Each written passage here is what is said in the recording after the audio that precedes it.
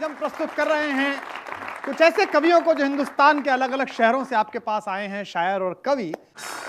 कुछ कवियों का आमंत्रित किया है करालम कृपालम महाकाल की नगरी उज्जैनी से, भूत भगवान भगवान शिव की नगरी उज्जैनी से हमने अशोक भाटी को आमंत्रित किया। जोरदार तालियों से स्वागत करिएगा। अशोक जी, स्वागत है आपका।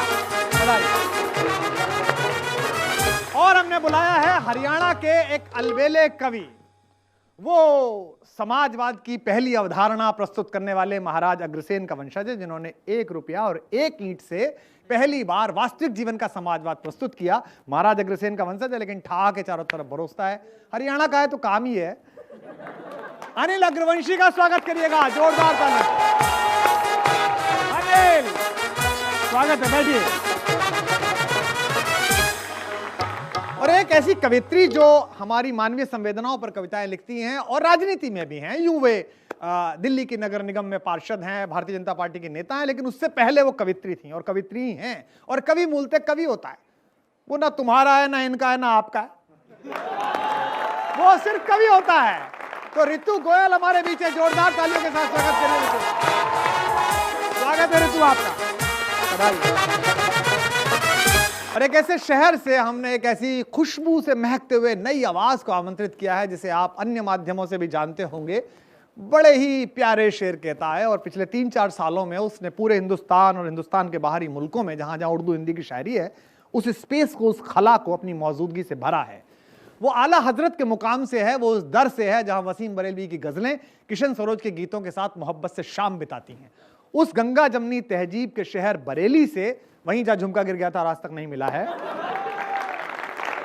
उसी बरेली से एक बड़ा प्यारा युवा कवि आया, मध्यम सक्सेना। जोरदार तालियों के साथ स्वागत करिए मध्यम। खुश रहो बेटा। स्वागत है आपका जोरदार तालियों के साथ चारों कवियों का। वाह, वाले मैं देख रहा हूं मैं अनिल अग्रवंशी। अनिल भाई, हरियाणा का आदमी सूट वूट में थोड़ा जमसा सा नहीं है, मतलब ऐसा लगता है, पता नहीं। हरियाणा बड़ी मस्त जगह है, मतलब अब आदमी बेलौस तबीयत से जीतने वाला और जीने वाला आदमी हरियाणा में रहता है। दूध दही का खाना, ऐसा देश हरियाणा। हालांकि बीच बीच में कुछ और भी खा पी लेता है। हमारा मंच इतना कभी नहीं हिला जितना हरियाणा के 2 लोगों से हिला। एक बाबा आए थे, रामदेव, और एक बेबी आई थी, सपना चौधरी। अब मैं आपको ले चलता हूं उत्तर प्रदेश के एक ऐसे शहर जहां से एक नौजवान शायर आया है। और इन दिनों जो लोग लिख रहे हैं वो इतना खूबसूरत लिख रहे हैं, क्योंकि नए वक्त के हिसाब से लिख रहे हैं। आपकी ज़िंदगी में संवेदना की जगह मोबाइल आ गया है, आपकी ज़िंदगी में संवेदना की जगह इंटरनेट के अलग अलग ऐप्स आ गए हैं, जिनसे आप अपनी संवेदना को जी रहे हैं, सोच रहे हैं। ऐसे ही दौर के एक नए शायर मध्यम सक्सेना को हमने बरेली से आमंत्रित किया है।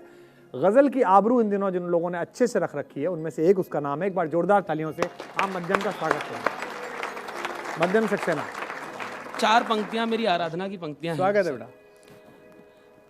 ये इसके पीछे एक बहुत छोटी सी भूमिका है। भगवान श्री कृष्ण जब मथुरा छोड़कर गोकुल जा रहे थे, गोकुल छोड़कर मथुरा जा रहे थे, तो सब बड़े परेशान हो गए कि हम कैसे जिएंगे इस शख्स के बिना जिससे हम इतना अद्भुत प्रेम करते हैं। तो वहाँ पर एक बड़े ज्ञानी पुरुष थे, ऊधो, जिनको अपने ज्ञान पर बड़ा अहंकार था। तो वो आते हैं कृष्ण के पास और वो कहते हैं कि कृष्ण तुम जाओ जाओ, मैं इनको समझा लूंगा। तो भगवान श्री कृष्ण सिर्फ मुस्कुराते हैं, और उस मुस्कुराहट से मैंने कोशिश की कि 4 पंक्तियां वो अपनी मुस्कुराहट से क्या कहना चाहते होंगे ऊधो से। तो वो 4 पंक्तियां ये हैं कि यमुना तट को वन शिवट को मन के हठ को समझाओगे कैसे। वाह। मन के हठ को समझाओगे कैसे। राधा के नैनों के नीर को मीरा की पीर को धीर धराओगे कैसे। कितना सुंदर है। वाह वाह वाह।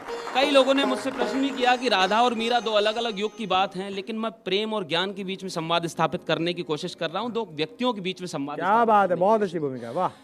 यमुना तट को वन शिवट को मन के हठ को समझाओगे कैसे। बहुत अच्छा है। मन के हठ को समझाओगे कैसे। राधा के नैनों के नीर को मीरा की हाँ। पीर को धीर धराओगे कैसे।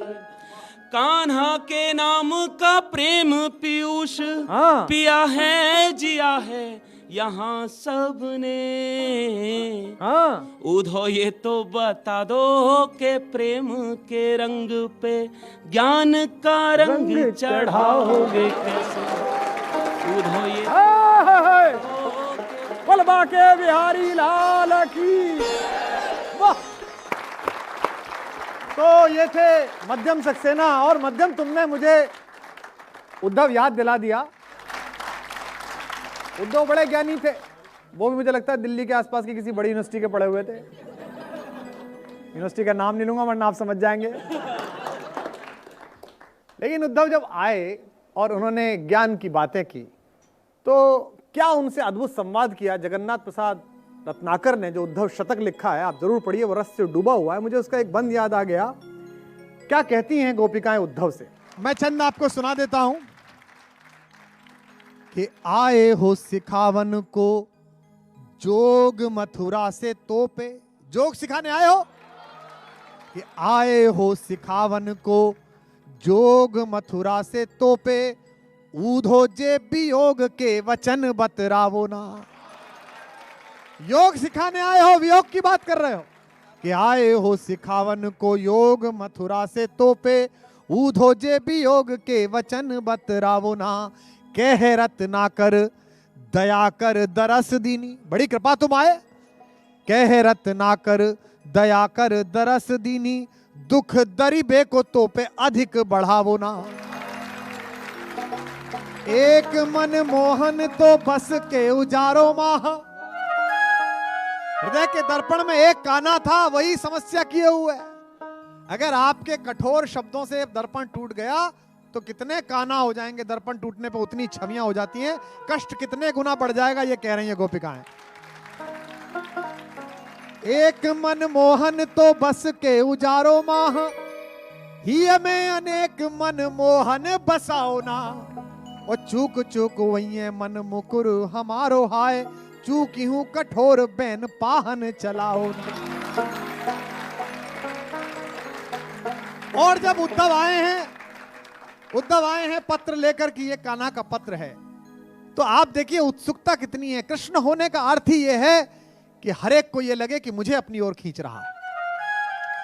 कृष्ण होने का अर्थ ही यह है कि द्वापर हो चाहे कलयुग हो, चाहे मां मीरा हो चाहे मां राधा हो, सबको यह लगे कि मेरे ही लिए बना है। तो भेजे मन भावन के, कृष्ण के उनके दूत हैं कि भेजे मन भावन के ऊधव के आवन की। सुधि ब्रज गावन में जावन जबे लगी। कविता का चमत्कार देखिए आप कि भेजे मन भावन के ऊधव के आवन की। सुधि ब्रज गावन में जावन जगह लगी। कह रत्नाकर गोवालिन की झोर झोर। दौर दौर नंद पौर आवन तबे लगी। अब खाट पर उद्धव बैठ गए हैं, चारों तरफ से लड़कियां इकट्ठी हो गई। गोपिकाएं की चिट्ठी आई है।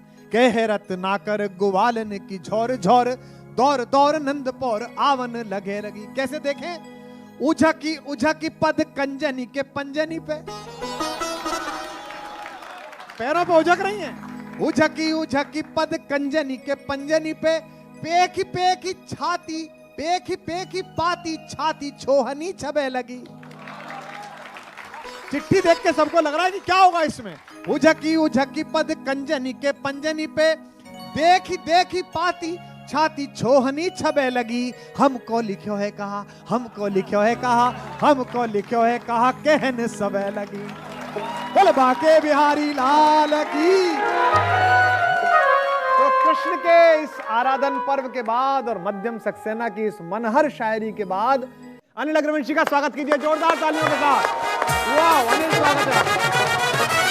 कुमार भैया ने बताया कि एक रामदेव जी आए थे, एक सपना चौधरी जी आई थी, पर असली बात ये वो मुख्यमंत्री केजरीवाल साहब को भूल गए जो हरियाणा से ही थे। तुम्हें हंसाने के लिए बुलाया कि रुलाने के लिए बुलाया? केजरीवाल साहब से मेरा पुराना रिश्ता है साहब। हम दोनों भी दूध पी रहे थे, दोनों बैठे हुए। मैंने कहा सर आपके दूध में मक्खी पड़ी है। अब वो हरियाणा के थे, बोले पड़ी रहने दी, कितना पी लेगी। अच्छा, उस दूध में से उन्होंने मक्खी नहीं निकाली, दूध में से मक्खी नहीं निकाली, कुछ लोग मक्खी की तरह निकाल के फेंक दिए।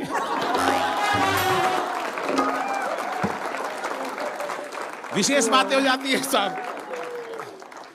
लेकिन साहब, जब राष्ट्रपति साहब को इस चिंता हुई कि कुछ पड़ोसी देश हमें परेशान कर रहे हैं, तो उन्होंने 4 लोगों को चुना कि 4 लोग ऐसे आओ जो पूरे कोई भी दुश्मन देश अगर अटैक करे तो उसे निपटा दें। अच्छा, तो 4 की लिस्ट बनाई गई। बोले भाई, एक तो बाबा रामदेव को बुला दो, निपटा देंगे। बोले भाई, बाबा रामदेव कैसे निपटा देंगे दुश्मन देश को? बोले उन्होंने बड़े बड़े उद्योगपति निपटा दिए। बहुत अच्छे, वाह।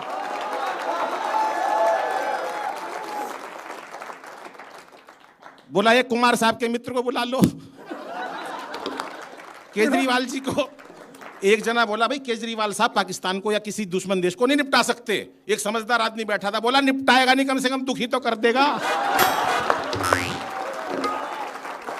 बहुत अच्छे। उन्हें बुला लिया साहब। तीसरे बोले तीसरे किसको बुलाओ? बोले तीसरे राहुल जी को बुला दो, निपटा देंगे दुश्मन देश को। बोले भी राहुल जी में इतनी शक्ति नहीं, उन्हें निपटा सकते। बोले जिसने 150 साल पुरानी कांग्रेस निपटा दी, वो 1 मिनट में निपटा देंगे। और चौथा आदमी आपको लगे कि आपको आपकी तालियां चाहिए, चौथा आदमी उनको चाहिए था, तो चौथा आदमी भाई साहब फिर मेरे को बुलाया। अब 4 लोगों ने पाकिस्तान को या किसी भी देश को, दुश्मन देश को कैसे निपटाया साहब सुनिएगा। कि रामदेव बोले यदि अपनी पे आ गया तो,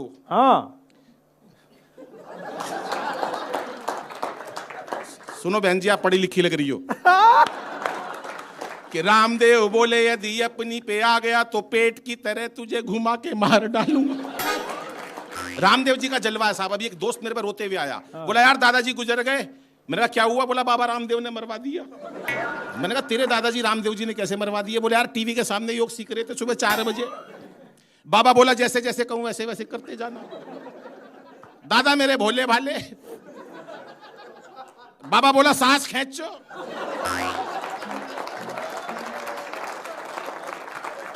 दादाजी ने खींच ली। बाबा बोला और खींचो। दादाजी ने यहां तक खींच ली। इतनी देर में कुमार भैया लाइट चली गई।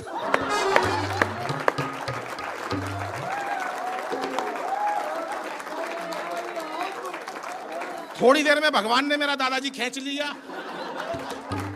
इतनी देर में लाइट आ गई। बाबा रामदेव उसमें से बोल रहे थे कि इस प्रकार से तमाम रोगों का निवारण किया जाता है। ये अच्छा है, ये बहुत अच्छा है। कि रामदेव बोले यदि अपनी पे आ गया तो पेट की तरह तुझे घुमा के मार डालूंगा। और केजरीवाल साहब और केजू बोले अपने ही मफलर से तेरा मैं घोंट दूंगा गला और दबा के मार डालूंगा। कि मैंने कहा भूल के भी मुझसे उलझियो ना, मैंने कहा भूल के भी मुझसे उलझियो ना, मैंने कहा भूल के भी मुझसे उलझियो ना, लंबी लंबी कविता सुना के कि मैंने कहा भूल के भी मुझसे उलझियो ना, लंबी लंबी कविता सुना के मार डालूंगा। और राहुल बोले 35 देशों की कसम मुझे। और राहुल बोले 35 देशों की कसम मुझे, बाई आंख अपनी चला के मार डालूंगा, बाई आंख अपनी चला के मार डालूंगा, बाई आंख अपनी चला के मार डालूंगा। क्या बात। 5 राज्यों में चुनाव हुए। मोदी जी ने साफ कह दी भैया राहुल जी के पास मेरी कोई रैली मत रखना। बोले जी आपको राहुल जी से इतना डर लगने लगा? बोले नहीं, मैं बताता हूँ, कारण बताता हूँ कि क्यों डरने लगा मैं राहुल जी से। कि वो प्यार की गहराई में फिर से ना उतर ले। संसद का वो प्रकरण याद कीजिए साहब। कि वो प्यार की गहराई में फिर से ना उतर ले, फिर मिलते ही फिर दोबारा वो हरकत ना ये कर ले, मिलते ही फिर दोबारा वो हरकत ना ये कर ले। संसद में भी आने से वो कतराने लगे हैं, संसद में भी आने से वो कतराने लगे हैं। मोदी को डर है फिर कहीं बाहों में ना भर ले, मोदी को डर है फिर कहीं बाहों में ना भर ले, मोदी को डर है फिर कहीं बाहों में ना भर ले। मीडिया ने भी सवाल किया, अच्छा, बोले भाई किस किस को प्रधानमंत्री बनने की इच्छा है। हाँ। 3-4 लोग आ गए, अपनी अपनी बात बताई, सुनिएगा साहब। सही है। कि अखिलेश बोले इस दफा साइकिल को ले आओ, हाँ, अखिलेश बोले इस दफे साइकिल को चलाओ, मायावती ये बोली अब के हाथी को लाओ, मायावती ये बोली अब के हाथी को लाओ, राहुल जी मीटू मीटू कह के दौड़ के आए।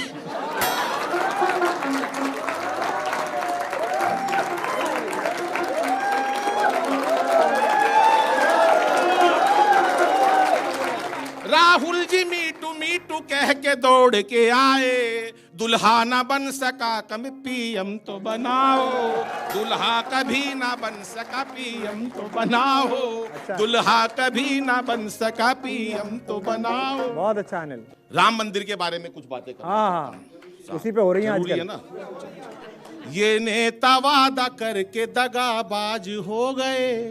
वाह साहब पहली पंक्ति अच्छी लगी है तो तालियां चाहता हूं आपकी। वाह, कि ये नेता वादा करके दगाबाज हो गए, सत्ता के लोभी कैसे बेलिहाज हो गए, सत्ता के लोभी कैसे बेलिहाज हो गए, दुनिया के न्यायाधीश को ना न्याय मिल सका, दुनिया के न्यायाधीश को ना न्याय मिल सका, मंदिर बनाने के लिए मोहताज हो गए, मंदिर बनाने के लिए मोहताज हो गए, मंदिर बनाने के लिए मोहताज। अभी बताइए साहब, हाँ, मोदी जी ने घोषणा करी थी अच्छे दिन आएंगे, सारा देश इस चक्कर में था कि अच्छे दिन आएंगे, कुछ नेता भी इसमें थे कि अच्छे दिन आएंगे। 4 पंक्तियां स्वागत है।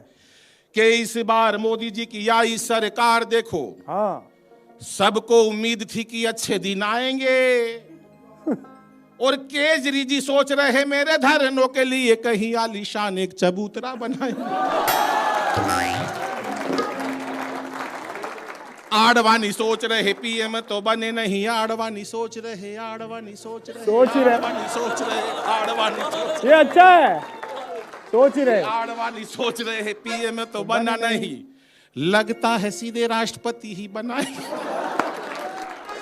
कि आडवाणी सोच रहे हैं पीएम तो बने नहीं, लगता है सीधे राष्ट्रपति ही बनाएंगे, और राहुल जी बोले नहीं कांग्रेस पे भरोसा, लगता है शादी मेरी मोदी जी कराएंगे, लगता है शादी मेरी मोदी जी कराएंगे, लगता है शादी मेरी मोदी जी कराएंगे, लगता है।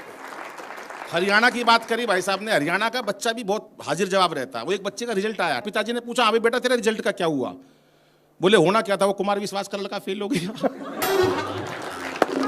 अरे बोले कुमार विश्वास का लड़का, बोले तेरा क्या हुआ, बोले जी केजरीवाल जी का बेटा फेल हो गया। बोला केजरीवाल जी का हो गया, कुमार विश्वास जी का हो, तेरा पूछ रहा हूं भाई मैं, तेरा क्या हुआ, बोला पिताजी फिर तू कौन सा नरेंद्र मोदी है। तेरा भी नहीं मट लिया हाथ किया। हरियाणा की मस्ती अलग होती है साहब। वो एक बाबा जी किसी के घर पे चले गए, हाँ, उन्होंने कहा बाबा जी नया नया बच्चा पैदा हुआ, इसका जरा बताना भविष्य क्या है। उन्होंने बच्चा देखा, बोला ओहो इसके तो माथे का तेज बता रहा, हाथ की रेखाएं बता रही हैं, इतनी बहादुर है, बड़ी होकर झांसी की रानी बनेगी। अरे बोला बाबा ये तो छोरा है। बोला छोरा है तो महाराणा प्रताप बन जाएगा। वहीं से साहब मैंने एक हास्य व्यंग्य कविता, आजकल के बाबा, पहले के जो ऋषि मुनि थे बाबाओं से जिनसे संस्कृति चलती है उनके चरणों में प्रणाम करता हूं, लेकिन आजकल के कुछ बाबाओं ने कुरीतियों से इस देश को कहीं ना कहीं नीचे पहुंचाया है। मैं बाबाओं के लिए एक व्यंग्य पढ़ता हूं साहब, जो भ्रष्ट बाबा है, जो करप्ट बाबा हैं। कि एक मित्र ने पूछा यार क्या करूं आजकल काम में बहुत मंदा है। हाँ। एक मित्र ने पूछा यार क्या करूं आजकल काम में बहुत मंदा है। मैं बोला बाबा बन जा, कम लागत में सबसे अच्छा धंधा है। मैं बोला बाबा बन जा, कम लागत में सबसे अच्छा धंधा है। वो बोला यार लेकिन मैं तो शादीशुदा हूं, ये बड़ी कठिनाई है। मैं बोला तू एक से घबरा गया, एक आधे बाबा की तो कई कई लुगाई है। मैं बोला तू एक से घबरा गया, एक आधे बाबा की तो कई कई लुगाई है। एक लंबा सा तिलक लगाकर दाढ़ी बढ़ा ले, फिर चाहे किसी को भी मूर्ख बना ले। एक लंबा सा तिलक लगाकर दाढ़ी बढ़ा ले, फिर चाहे किसी को भी मूर्ख बना ले। और मेरी माँ ने तो एक काम कर, तू कोई सा एक भगवान पकड़ ले, कोई सा एक भगवान पकड़ ले, उसकी सारी कथाएं मुंह जवानी रट ले, उसकी सारी कथाएं मुंह जवानी रट ले, 2-3 संस्कृत के श्लोक और 4-5 आरती याद कर लियो। ढोलक मजीरे वाले की जरूरत पड़े तो यार मेरे को धर लियो, ढोलक मजीरे वाले की जरूरत पड़े तो मेरे को धर लियो। वैसे भी तो पब्लिक को केवल आंख मूंद कर गर्दन हिलानी है, वैसे भी पब्लिक को तो आंख मूंद कर केवल गर्दन हिलानी है। उन्हें नहीं पता कौन मूर्छित पड़ा और बूटी किसको लानी है, उन्हें नहीं पता कौन मूर्छित पड़ा है और बूटी किसको ये बहुत लानी अच्छा है, उन्हें नहीं पता। बहुत बढ़िया, कौन मूर्छित पड़ा और किसे बूटी सुंगानी है। मुझे तो याद है एक मंच पर एक महिला ने बाबा से ऐसी प्रीत जोड़ी, 15 मिनट बाबा की पिंडी नहीं छोड़ी।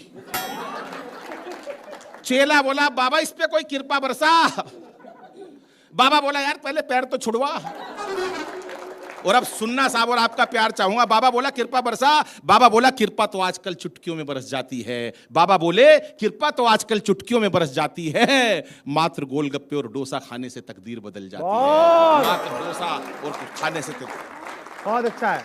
तेरी ये दुकानदारी चल जाए, तेरी ये दुकानदारी चल जाए तो फिर राजनीति में भाग्य आजमाना है, तेरी ये दुकानदारी चल जाए तो फिर राजनीति में भाग्य आजमाना है। अबे यार पब्लिक को बेवकूफी तो बनाना है, पब्लिक को बेवकूफी तो बनाना है। अगर नेता के साथ साथ बाबा हो गया, अगर नेता के साथ बाबा हो गया, समझ ले सोने पे सुहागा हो गया।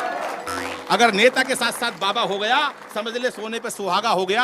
क्योंकि आजकल भगवान की कथाएं महलों में रचती हैं, अरे झुग्गियों में कहीं भगवत कथाएं बचती हैं, अरे झुग्गियों में कहीं भगवत कथाएं बचती हैं, झुग्गियों में कहीं भगवत कथाएं बचती हैं। ये कथाकार लोग भगवान को रईसों के यही खाना खिलाते हैं। भिल्ली के बेर और सुदामा के तंदुल भगवान गरीबों के यहाँ कब खाते हैं, भिल्ली के बेर और सुदामा के तंदुल भगवान अब गरीबों को यहाँ कब खाते हैं। और इन आडंबरी बाबाओं को तो 56 प्रकार के भोग लगाए जाते हैं, दूसरी तरफ मेरे देश के करोड़ों बच्चे भूख से बिलबिलाते हैं। हाय हाय बहुत अच्छे। अरे ऐसा कौन सा भगवान होगा, ऐसा कौन सा महाराज होगा जो अपने बच्चों को दुखी देखकर खुद स्वयं 56 प्रकार के भोग खा लेगा।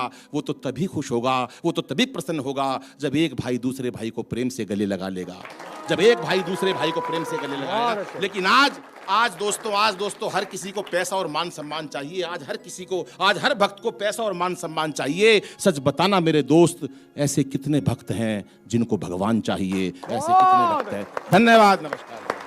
बहुत अच्छे, बहुत अच्छे, बहुत अच्छे, बहुत। एक बार जोरदार तालियां अनिल अग्रवंशी के लिए। बहुत अच्छे अनिल। तो ये थे हरियाणा के अनिल अग्रवंशी, जिन्होंने आस्था का व्यापार करने वाले लोगों पर टिप्पणियां की और हरियाणा का तेवर भी आपको दिखाया। मैं चलता हूं आस्था के दूसरे बड़े शक्तिपीठ की तरफ, उज्जैनी, जो ऊर्ध्वगामिनी विजय यात्रा का प्रतीक है। मनुष्य जब ऊपर उठता है तो वो उसका आत्मा स्वरूप उज्जैनी हो जाता है। उस उज्जैनी से शंकर के कंठ में सारा विष है। सत्यम शिवम सुंदरम की अवधारणा वाले शंकर इस जगति के मंगल के लिए विष धारण करते हैं, इसलिए देवता नहीं कहलाते, देवाधिदेव महादेव कहलाते। जो जगती के लिए कल्याण के लिए विष पीता है वो महादेव हो ही जाता है। उस महादेव की नगरी से, भूत भगावन भगवान की नगरी से, उज्जैनी से अशोक भाटी यहां पर आए हैं। मूलतः जीवन बीमा निगम में काम करते हैं और अपनी कंपनी के खिलाफ काम करते हैं। भाई कंपनी बीमा करती है आदमी का, लेकिन ये कंपनी का सपोर्ट इस तरह से करते हैं कि आदमी को हंसाकर उसकी आयु बढ़ा देते हैं ताकि कंपनी को नुकसान ना पैदा हो। एक बार जोरदार तालियों के साथ अशोक भाटी का स्वागत करिए। आइए, जोरदार तालियां अशोक भाटी के लिए। स्वागत है भाटी जी आपका। हंसने हंसाने की बात करूंगा, हाँ। रुलाने के लिए तो इस देश के नेता ही क्या कम है। कुमार विश्वास जी के बारे में आप सब जानते हैं, बहुत हाजिर जवाब है, और इनकी हाजिर जवाबी का मैं एक नमूना बताता हूं। अच्छा लगे तो इनका अभिनंदन तालियों से करना। हाँ। इनके घर जाना हुआ, पति पत्नी के संवाद सुने तो आनंद जो आया वो आपको सुनाता हूं। तालियां ढंग से बजना चाहिए जब अच्छा लगे तो। हाँ। आदरणीय भाभी जी ने कहा, इनकी श्रीमती ने कहा, प्राणनाथ, घर पे इसी नाम से बुलाती हैं, प्राणनाथ, पिछले जन्मदिन पर आपने मुझे लोहे के पलंग का दिया था उपहार, इस जन्मदिन पर क्या है देने का विचार। तो कुमार विश्वास जी बोले, मैं इस जन्मदिन पर उपहार देने के सारे रिकॉर्ड तोड़ने वाला हूं। पिछली बार लोहे का पलंग दिया था, इस बार उसमें करंट छोड़ने वाला हूं।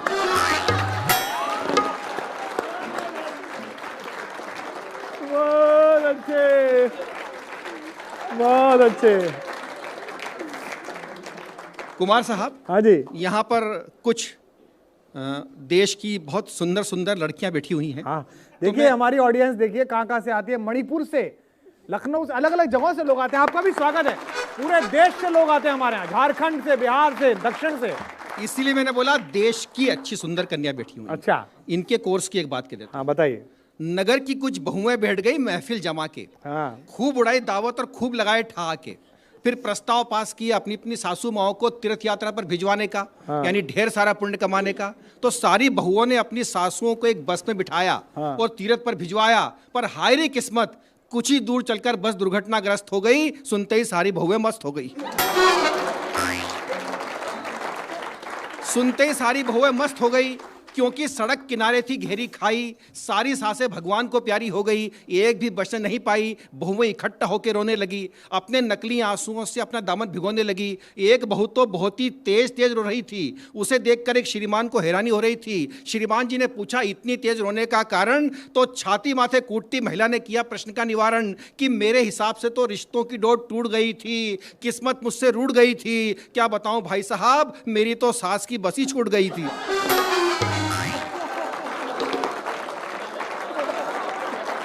बहुत अच्छे।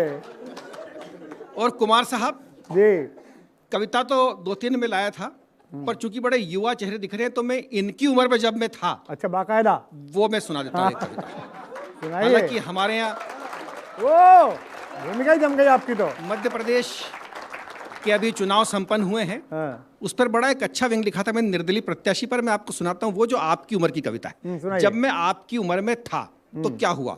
लोग कहते हैं जोर का झटका धीरे से लगे, पर मुझे जोर का झटका जोर से ही लगा। मुझे प्यार मोहब्बत में बड़े बड़े झटके लगे। हाँ। मैं आपको झटके सुनाता हूँ 4, जैसे विद्युत मंडल में होते हैं ना, 220 वोल्ट का, 440 वोल्ट का, 880 वोल्ट का और सबसे बड़ा 11,000 वोल्ट का। हाँ। पहला झटका, झटकेदार तालियां मिली आपकी। कुछ पढ़िए। कुछ हिस्से सुनाता हूँ कहानी के दोस्तों, हाँ। थे दिन भी बड़े खूब जवानी ठीक के है दोस्तों। दोस्तों। होती थी सुबह रोज मेरी 10 बजे के बाद, सोता था रोज रात को मैं 2 बजे के बाद। सोचता था मैं कोई कमसिन मुझे मिले, पाकर के कोई रूप सी मन में सुमन खिले। थी आस पक्की सजता रहा मैं नहीं रुका, बता बता के अक्स मेरा आई ना थका। तो 18वां बसंत दर्द भारी दे गया, मैं चक्कर में जिसके था उसे पटवारी ले गया। बहुत अच्छे। चक्कर में जिसके था उसे पटवारी ले गया। मैं चक्कर में जिसके था उसे पटवारी ले गया।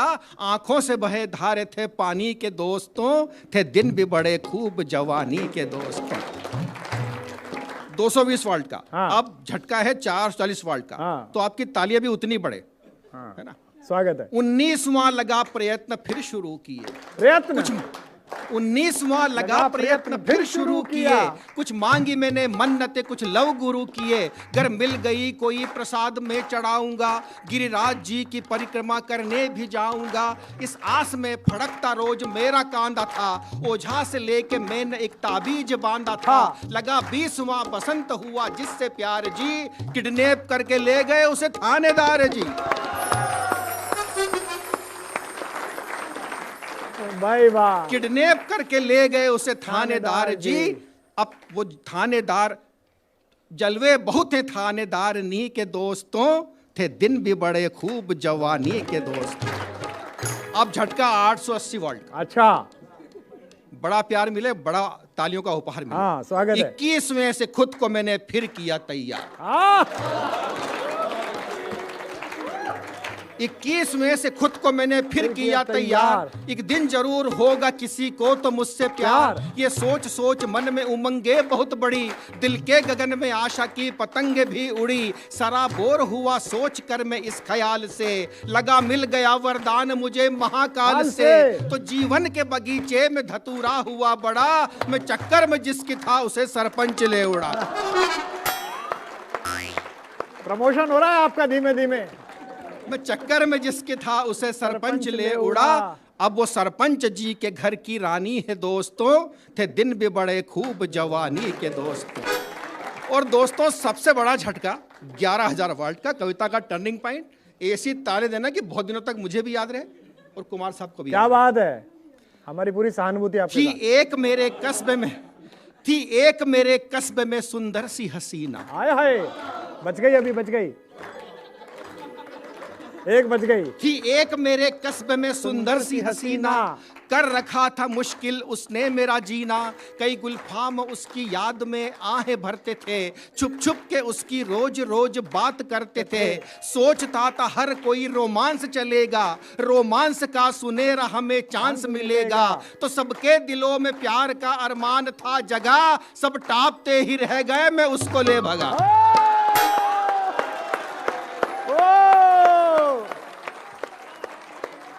बहुत अच्छे, वाह वाह, क्या बात है, क्या चमक है आपकी चांद पर बिजली की, वाह। सब टापते ही रह गए मैं उसको ले भगा। और दोस्तों एक पंक्ति और अभी तक की जितनी कविता पढ़ी सब बराबर। हाँ। आपकी तालियां, मेरा विश्वास है कि उतनी ही मिलेगी। हाँ, सब टापते ही रह गए मैं उसको ले भगा, अब तीनों घरों में मेरी निशानी है दोस्तों।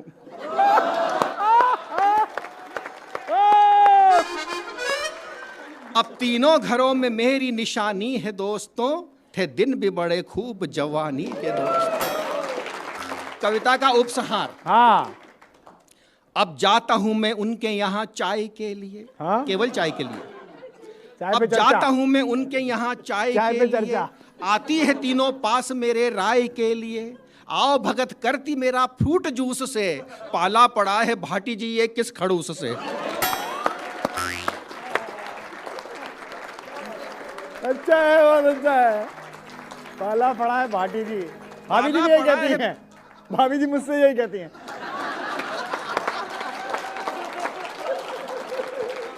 ये मेरी भाभी जी कहती है। जी, पाला पड़ा है भाटी जी ये किस खड़ूस से, तो सामान सजावट के सारे कूड़े हो गए और कमबख्त समय पूर्व तीनों बूढ़े हो गए। अब तीनों घरों में जूते में ही खीर बटती है, तीनों के तीनों आज मेरा नाम रटती है। दादी बनी है दो, एक नानी है दोस्तों, और सब की सब मेरी दीवानी है दोस्तों। पर मेरे दिल में, हाँ, पर मेरे दिल में दादी बनी है दो, दादी बनी है दो, एक नानी है दोस्तों, सब की सब मेरी दीवानी है दोस्तों। पर मेरे दिल में मेरे घर की रानी है दोस्तों। वाह, बहुत अच्छे, बहुत अच्छे। और चूंकि कविता हास्य पे समाप्त होना चाहिए, हाँ। तो एक पंक्ति आपकी भरपूर तालियां मेरा विश्वास है मुझे मिलेगी और मुझे विदा करेगा। क्या बात है। दादी बनी है दो, एक नानी है दोस्तों, सब की सब मेरी दीवानी है दोस्तों। पर मेरे दिल में मेरे घर की रानी है दोस्तों, जो शेर पे सवार भवानी है दोस्तों।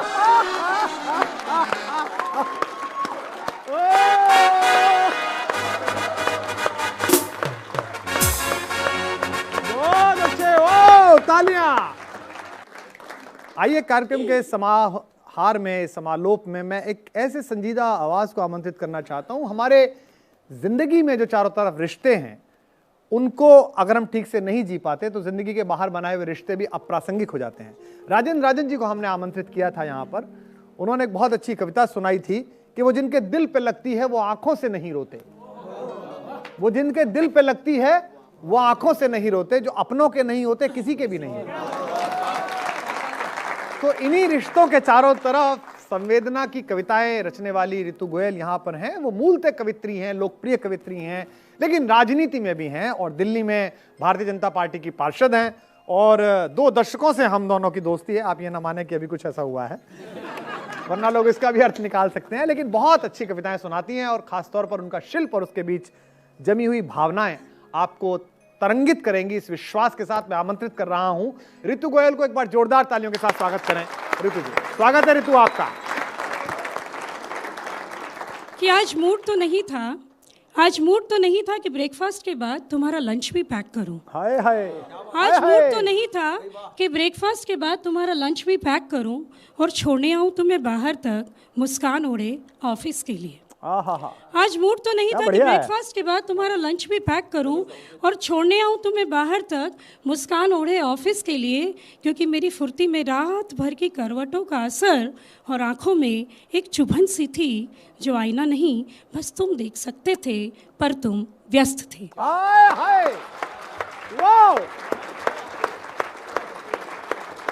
जो आईना बहुत नहीं अच्छे। बस तुम देख सकते थे, पर तुम व्यस्त व्यस्त थे। थे। आज बिल्कुल नहीं था मूड, आज बिल्कुल नहीं था मूड बच्चों को बस स्टॉप छोड़कर आने का, उनके उलझे उत्सुक मनों को सुलझाने का, क्योंकि खुद अनसुलझे थे कुछ प्रश्न मेरे रक्त प्रवाह में, जिसे और कोई नहीं बस तुम सुलझा सकते थे, पर तुम व्यस्त व्यस्त थे। थे। आहा, भाई बहुत अच्छे, बहुत अच्छे, जानते हो, बहुत अच्छी जानते कविता हो, थी। जानते हो आज रात कुछ ज्यादा ही काली है, जानते हो आज रात कुछ ज्यादा ही काली है, नींद नहीं आ रही, चाहती हूँ ढेर सारी करूँ बातें, सिर्फ मेरी और तुम्हारी, तुम्हारे आगोश में सब कुछ भूल पाऊँ, कतरा कतरा खुशबू से बिखर जाऊँ, रोशन कर दूँ इस रात को ताज़ा ताज़ा नई नई होकर, पर सो रहे हो तुम कैसे जगाऊँ,